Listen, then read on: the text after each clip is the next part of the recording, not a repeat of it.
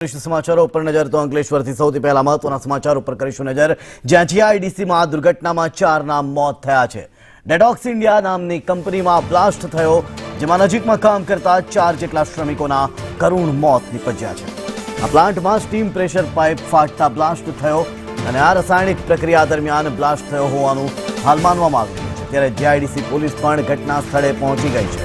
एक कंपनी में ब्लास्ट थयो रासायणिक प्रक्रिया दरमियान आ ब्लास्ट थयो जेमां नजीकમાં काम करता 4 જેટલા શ્રમિકોના મોત નિપજ્યા છે। સમગ્ર મામલે સંવાદદાતા વિનેશ જોડાઈ રહ્યા છે ફોન લાઈનથી। જે વિનેશ જણાવશો હવે શું પરિસ્થિતિ, શું વધુ કોઈ કર્મચારીઓ છે કે જે ઈજાગ્રસ્ત હોય અને જે મૃત્યુ પામ્યા છે તેઓને ક્યાં લઈ જવામાં આવ્યા છે? વિનેશ જી જય, ચોક્કસથી જણાવી દઉં કે આ ઘટના છે જે બપોરની ઘટના છે અને આ જે બ્લાસ્ટ થયો છે એમાં 4 લોકોના મૃત્યુ થવાની હાલ પૂરતી એટલી જ માહિતી હજી બહાર આવી છે।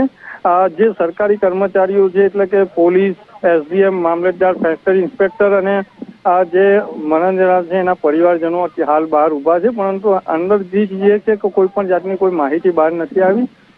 જે પરિવાર છે અત્યારે હાલ જે છે રૂદન કરી રહ્યા છે। જોકે સંપૂર્ણ માહિતી વહીવટી તંત્રની ટીમ બહાર આવશે પછી જ મળશે। જી વિનેશ, સમગ્ર માહિતી આપવા બદલ